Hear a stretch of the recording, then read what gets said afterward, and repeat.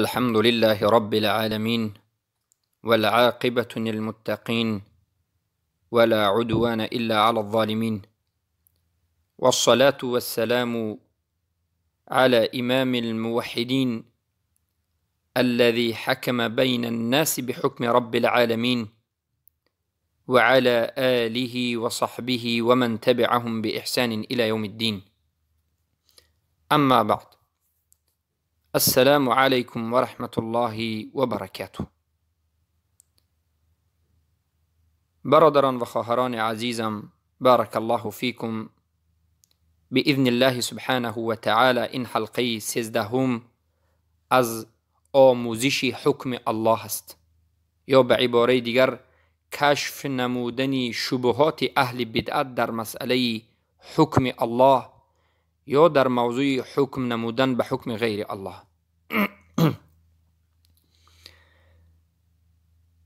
در حلقه گذشته به شما بیان نمودیم که حکم کردن به حکم الله و رسولش این از توحید ربوبیت است و از توحید اسما و صفات است و از توحید الوهیت است.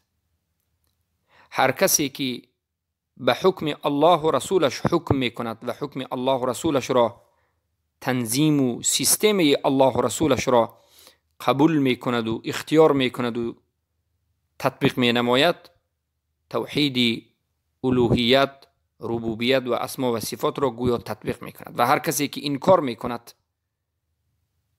یا حکم غیر الله را می خواهد، در توحید ربوبیت، الوهیت و اسما و صفاتش خلل و مشکلی و نقض البته به وجود می آید. اگر حکم غیر الله را مطلقاً حکم بکند، حکم غیر الله را طلب بکند و در راهش کوشش بکند، به مانند این حکم هایی که امروز از دموکرات لیبرال علمانی وجود دارد، البته ایمانش بالکل نابود می شود، مشرک و کافر می شود. و اما اگر یک پادشاه یا یک امیر یا یک خلیفه مسلمان باشد و دولتش دولت مسلمانی 100% باشد، به حکم قرآن و سنت، به حکم نازل کرده الله باشد، اما در یک یا دو مسئله به خاطر شهوت، شهرت، رشوه به حکم غیر الله برود، در حالتی که اعتقاد دارد که این کارش حرام است، این عملش جایز نیست، در این حالت البته این انسان را کفر دون الکفر گفته می شود. البته ایمانش ضعیف می شود، اما کفر گفته نمی شود. حالا باشد به شما انشاء الله سبحانه و تعالی موضوع دیگری را بیان میکنیم که موضوع ما این است که علاقه حکم الله سبحانه و تعالی، علاقه حکم بما انزل الله به عبادت چیست؟ یعنی حکم بما انزل الله، حکمی که الله نازل کرده است، آیا به عبادت یگان علاقه دارد؟ برادران و خواهران عزیزم، این موضوع به نهایت بزرگ است. اگر این موضوع همین روزه را فهمیده، تمام مشکلی اهل بدعت را در این مسئله می فهمید. الحکم بما انزل الله، حکمی بما انزل الله یعنی حکم الله نازل کرده، آن حکم هایی که الله نازل کرده است، از بزرگترین مقتضایات و طلبات عبودیت است، از بزرگترین طلبات انقیاد است و سرخم کردن به الله سبحانه و تعالی است، اطاعت الله است.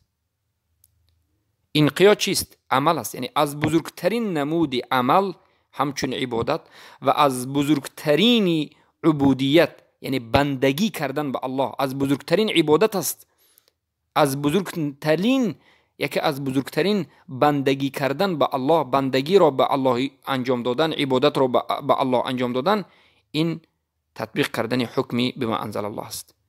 حکمی الله نازل کرده این انمین است. ما حالا به شما اثبات میکنیم که حکمی بما انزل الله یعنی آن حکم هایی که الله نازل کرده است عبادت است و این با قرآن و سنت ثابت شده است. وقتی که ما ثابت کردیم که حکم عبادت است، حکمی بما انزل الله، حکمی الله نازل کرده عبادت است، پس حکمی بغیر ما انزل الله، حکمی غیر ما انزل الله، حکمی بشر انسان ها ساخته، اقرار این حکم ها و تطبیق کردن این حکم ها و حکم کردن به حکم غیر الله، این شرک است و کفر است. پس از کجا اثبات میکنیم که حکمی بما انزل الله، حکم الله و رسولش، حکم قرآن و سنت، حکم شریعت اسلام این عبادت است؟ باید اول عبادت رو دانیم که عبادت چی معنی دارد. ابن القیم الجوزی میگن که، یا که شیخ الاسلام ابن تیمیه رحمه الله میگن که العبادت اسم جامع لكل ما يحب الله ويرضاه من الاقوال والاعمال الظاهره والباطنه. عبادت یک اسم جمع هست، یعنی کلمه عبادت این اسم است، فعل نیست، حرف نیست، عبادت اسم است و این اسم جمع هست، در درونش بسیار چیزا در بر میگیرد. چی همون چیزها؟ عبادت گفته تمام چیزها و عملهایی که خواه ظاهری انسان انجام بدهد یا باطناً باشد، خواه به قلب باشد یا به عمل به جسم باشد، تمام عملهایی که خواه داخلی باطنی یا ظاهری باشد که الله همین عملها را دوست بدارد و از همون عمل راضی بشود، خواه قولی باشد، خواه سخنی باشد یا عملی جسمی باشد یا درونی یا بیرونی باشد، این عبادت است. پس حکم کردن به حکم الله را، حکم نمودن بما انزل الله را، آیا الله دوست می‌دارد یا نمی‌دارد؟ آیا الله دوست می‌دارد که من و شما در روی زمین تطبیق حکم الله بکنیم، به حکم الله حکم بکنیم؟ البته الله دوست می‌دارد. هر کسی میگوید که حکم کردن به حکم الله را الله دوست نمی‌دارد بگوید، این کافر است، مرتد میشد. الله دوست می‌دارد که ما مسلمان ها در روی این دنیا به حکم الله حکم بکنیم، حکم الله را تطبیق بکنیم. و الله حتی امر کرده است و اصل الامر یدل علی الوجوب، اصل امر دلالت به واجب بودن یعنی فرض میکند. واجب یعنی فرض است در نزد جمهور علما. اصل امر الله دلالت به وجوب میکند و البته الله از حکم خودش راضی است. یعنی ببینید، الله تطبیق کردن از حکم خودش را، تطبیق کردن حکم خودش را در روی زمین دوست دارد که ما تطبیق بکنیم و برای تطبیق کردنش امر کرده است و الله از حکم خودش و حکم رسولش و شریعتش راضی است.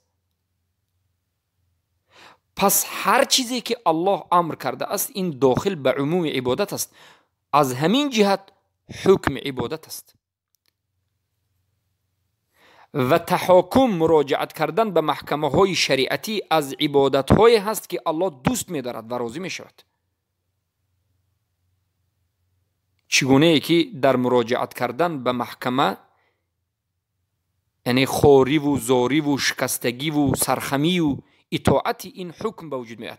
یعنی هر کسی که به یک محکمه مراجعت میکند بعد از این در نزد همون محکمه خودش خور می شود، شکسته می شود، خضوع می کند، تذلل می کند، شکسته می شود، اطاعت می کند، به جا می آورد. پس وقتی که به محکمه های شرعی مراجعت انسان می کند و بعد از صادر شدن حکم الله و رسول در این یا آن مسئله سرخم می کند، اطاعت می کند، این به امر الله اطاعت کرده است، به الله سرخمی کرده است، به الله تذلل و خواری کرده است، به الله خضوع و شکسته شده است. پس این بزرگترین عبادت است. حکم کردن، الحکم بما انزل الله، حکم کردن به آنچه که الله نازل کرده است، حکم کردنش و این چنین مراجعت کردن یعنی تحاکم یعنی مراجعت کردن برای حل و فصل مشاکل به حکم الله، به حکم شریعت، این از عبادت است، زیرا که این عمل را الله دوست می دارد و الله به این عمل امر کرده است و از این چنین عمل راضی می شود. پس حکم این عبادت است که الله سبحانه و تعالی ما را امر کرده است به همون عبادت که یگانه به الله انجام بدیم، یعنی یگانه الله را حکمش را قبول بکنیم. توحید در حکم یعنی یگانه حکم الله را اقرار کردن و حکم غیر الله را انکار کردن. الله را در حکم یگانه بشناسیم. حکم این صفت الله است و حکم الله در روی دنیا این قرآن و سنت است. قرآن کتاب الله و سنت رسول الله این کنستوتسیه های مسلمان ها است و تطبیق کردن این کنستوتسیه قرآن و سنت این عبادت است. هر کسی که حکم قرآن و سنت میکند حاکم است، این عبادت است. و هر کسی که اطاعت این حکم میکند، قرآن و سنت اطاعت میکند، در چنین دولت اطاعت میکند و زندگی میکند، این شب و روزش عبادت است. عبادت رو انجام داده است. در دولت مسلمانی اسلامی زندگی کردن و در دولت کفری زندگی کردن فرقش ببینید. در زیر حکم طاغوت زندگی کردن و در زیر حکم الله و رسول زندگی کردن انمین است. برای همین من و شما میخواهیم که در زیر حکم الله و رسول باشیم. اطاعت کردن و گشتن عبادت است. و بعد از این مراجعت کردن یعنی تحاکم میگیم. تحاکم یعنی مراجعت کردن برای حل و فصل مشکلی ها و اختلافات و مناقشه ها به محکمه های شریعتی، به محکمه هایی که در اساس قرآن و سنت در اساس حکمی بما انزل الله به وجود آمده است. این عبادت است. سه عبادت: حکم کردن، مراجعت کردن به محکمه الحکم، دویمش تحاکم، مراجعت کردن به محکمه شرعی، سومینش اطاعت کردن حکم الله و رسولش و زندگی کردن در زیر حکم الله رسول. این همه عبادت است. این همه امر الله است.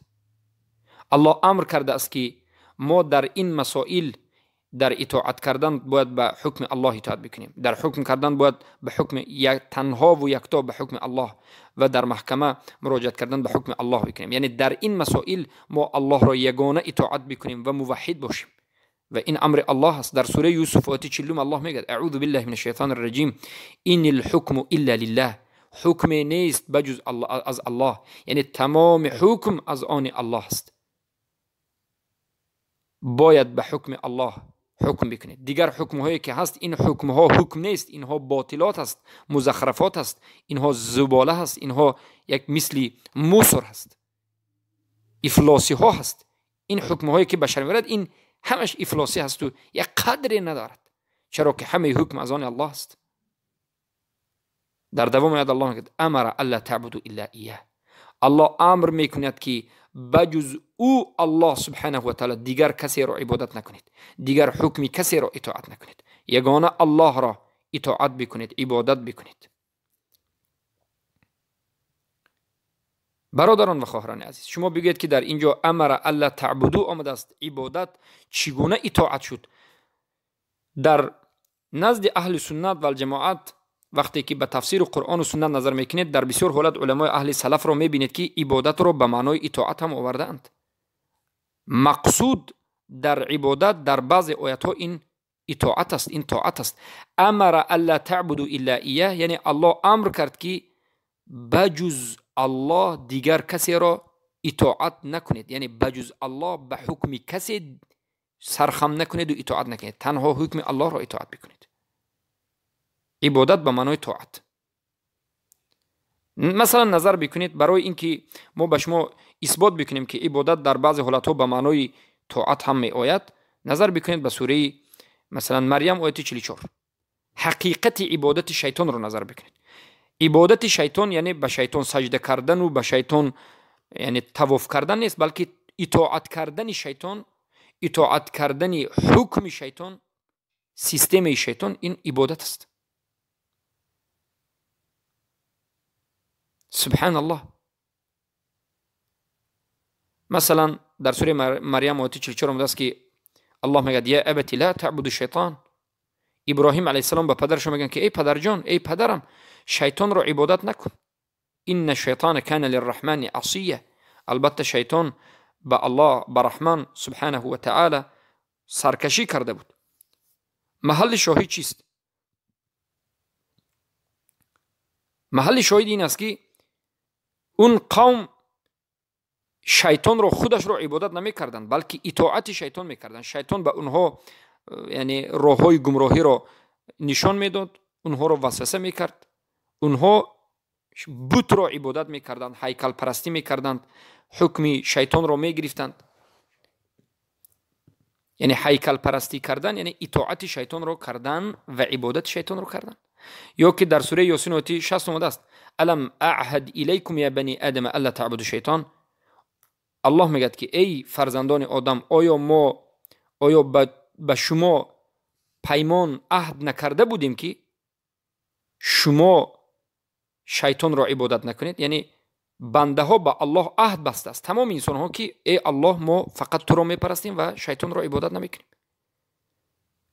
وقتی که به تفسیر این آیت نظر میکنید میبینید که عبادت شیطان این اطاعت شیطان است.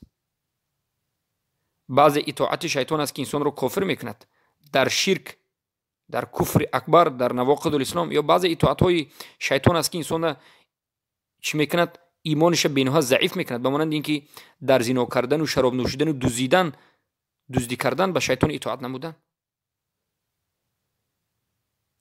یا که در مسئله سوره توبه آیه 31 که علمای انسان ها علما را همچون ارباب به خودش رب بگیرد، علمایش را به خودش رب بگیرد. سلف صالح در حقیقت عبادت کردن علما میگویند که انسان ها علما را رب خود گرفتند، علما را عبادت کردند، مشرک شدند. معناش این نیست که رفته به علمای خود سجده کردند یا در گرد علمای خود طواف کردند، نه، بلکه علمای خود را اطاعت کردند و علمای خود را به خودشان حاکم غیر الله قرار دادند. وقتی که دیدند که علما مخالف حکم الله حکم میکند اطاعت کردند. وقتی که دیدند که علما مخالف سخن الله سخن میکند اطاعت کردند. وقتی که دیدند که علما حرام الله را حلال و حلال الله را حرام میکند اطاعت کردند. اطاعت کردن علما در این حالت یا اطاعت کردن امرا امیرها در این حالت این عبادت کردن اونها است و شرک است و این در سوره توبه ذکر است. اتخذوا احبارهم و رهبانهم اربابا من دون الله.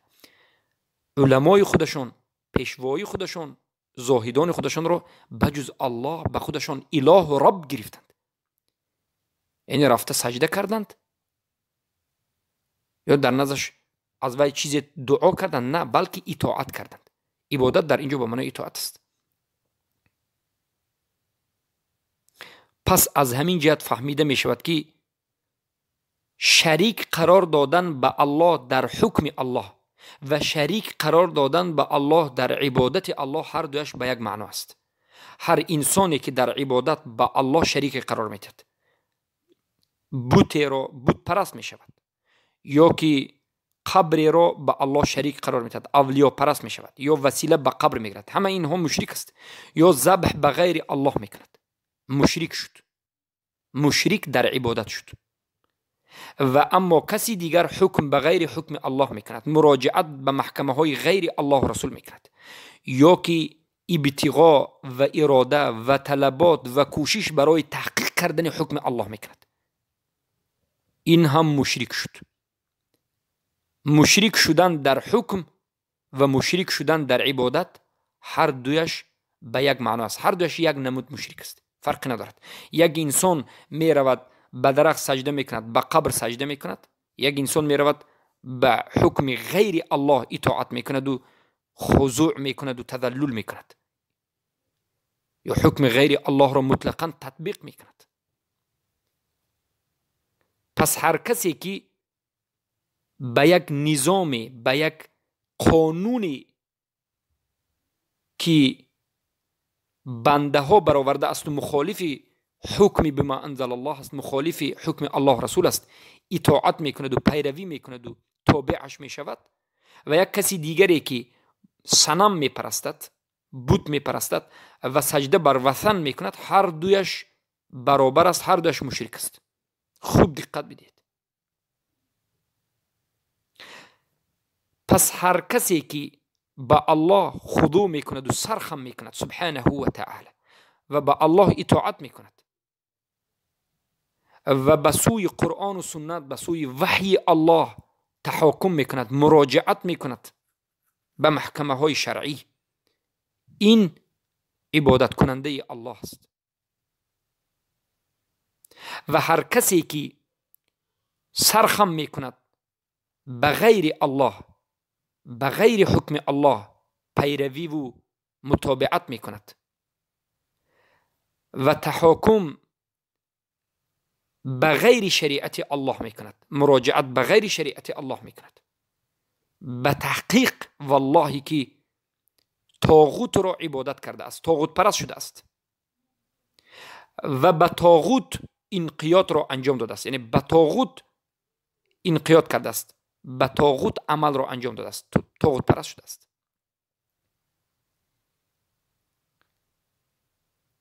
چگونه که برای بنده جایز نیست که به غیر الله سجده بکند، تنها به الله باید بنده سجده بکند و به غیر الله سجده نکند. به یگان مخلوقی که الله آفریده است انسان نباید سجده بکند. این چنین برای بنده جایز نیست که به غیر الله به کسی اطاعت بکند، سرخم بکند، شکسته شود، انقیاد بکند. انقیاد همین که گفته های کسی دیگر را 100% به جا بیاورد، حکم کسی دیگر را 100% به جا بیاورد و مراجعت به حکم غیر الله بکند. یگانه ذاتی که باید به اون خضوع کرد، تذلل کرد، سرخم کرد، اطاعت کرد، در نزدش شکسته شد، این الله است و حکم الله است و حکم الحکیم العلیم است، لطیف الخبیر است، حکم مخلوق نیست. پس از همین جهت حکم الله و رسولش، حکم شریعت، حکم اسلام بگوید، یا که حکم بما انزل الله، حکم آنی که الله نازل کرده است، آن حکمایی که الله نازل کرده است، این عبادت است. چگونه که نماز خواندن عبادت است، اینم عبادت است. مراجعت کردن به محکم و شرعی عبادت است. اطاعت کردن به حکم الله عبادت است. پس اگر این اطاعت، این حکم کردن، این مراجعت کردن به غیر حکم الله بشود، سبحان الله، این شرک است. انا از همین جا فهمیده می شود که حکم الله و رسولش عبادت است و از همین جا تمام فرقه های اهل باطل فهمیده می شود. از این مسئله قضیه معاصره رو بگیرید. قضیه معاصره امروزه، قضیه هایی که امروز به این مسئله تعلق دارد، قضیه حزبی هاست. حزبی که خود را به اسلام نسبت می دهد اما حکم اسلام را نمی خواهد، بمانند حزب نهضت اسلامی تاجیکستان که این مثال است. بالمثال یتضح المقال، با مثال آوردن یک مسئله و موضوع به شما روشن‌تر می گردد. وقتی که یک حزب خودش را حزب اسلامی می گوید اما حکم الله را نمی خواهد، حکم الله و رسولش را یک چیزی ناچیز می شمارد، یا که می گوید که در این عصر حکم الله و رسولش مردم سالار نیست، مطابق این زمان و مکان نیست، این عصر 21 عصر پیشرفته است، حکم اسلام عقب مانده است. وقتی که کسی همچنین عقیده دارد، یک حزب همچنین عقیده دارد، می فهمید که این حزب و ریاست این حزب شرکی است و مشرک است.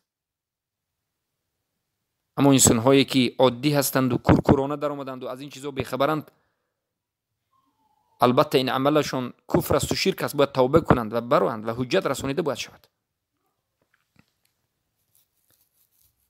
خواه حزب اردوغانی باشد، خواه حزب ملایزی اسلامی، خواه حزب اخوان المسلمین، خواه حزب تحریر، خواه دیگر حزبها، همه این حزبها امروز، یا خواه ببینید حزب تونسی، حزب النهضة الاسلامیه تونسیه، حزب نهضت اسلامی تونس، همه این حزبها موالات کفار دارند. این حزبها به دست کفار آمدند. کفار میخواهد که مسلمان ها همچنین باشند که حکم الله و رسولش را انکار بکنند، یا که بگویند که در این عصر و زمان حکمی بما انزل الله، الحکم بما انزل الله شایسته این عصر و زمان نیست، مطابق این عصر و زمان نیست، در این عصر و زمان تطبیق کرده نمی شود. دموکراتی افضل است بگویند. چرا که وقتی که دموکراتی و سکولاریسم، علمانی، لیبرالی تحقیق شد، البته غرب و کفار در این حالت در بالای مسلمان ها تسلط میکند. اونها غلبه کردند، گویا اونها ما را اداره میکنند. از همین جهت اونها همه کوشش را میکنند، حزب ها را از یک جهت میسازند، از یک جهت همکاری با صوفی ها میکنند، از یک جهت همکاری با رافضه ها میکنند، از یک جهت همکاری با مرجعه های غلات به مانند مدخلی ها میکنند، جامی ها میکنند، تا که کوشش میکنند و مقصد اساسی اونها همین است که تا که حکم الله و رسولش در بالای زمین تطبیق نشود. چرا که در بالای زمین اگر حکم الله و رسول تطبیق شود، یهود، نصارا، مشرکین خوار و ذلیل میشوند، نه بای هستند و نه عزیز میشوند و شرمنده و شرمسار در دست مسلمان غلام میشوند، اسیر میشوند، کنیز میشوند. انا گپ در کجا است؟ انا به همین خاطر اونها از درون مسلمان ها نوکرهای خود را میسازند، مشرکهای را به وجود میآورند. امروز مثلا نگاه کنید، مدخلی ها که خودشون از سلفی میگن، اینها سلفی نیستن، اینها صدقه سلف شدن، اینها جهمی اند، اینها مرجعی خبیث، کارکنان عملای یهود و نصارا هستند. در جزایر میبینید، والله علم در افریقا میبینید که امروز در لیبیا است. در لیبیا حفتر گفتن یک جنرال هست، حفتر یک مرتدی که اصلا مسلمان نیست، شاید مرتد هم نباشد، این کفر اصلی باشد والله علم، یا مرتد.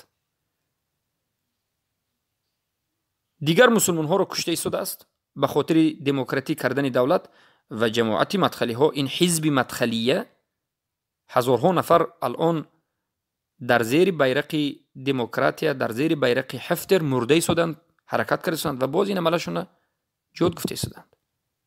یهود وقتی که این عملی مدخلی ها رو میبیند البته خرسند میشود، یا که اردوغان یا که مرسی که 10 سال و 20 سال کوشیدند، اخوان المسلمین 70 سال حرکت کرد به خاطر رسیدن به قدرت، اما وقتی که رسید باز دموکراتی گفت.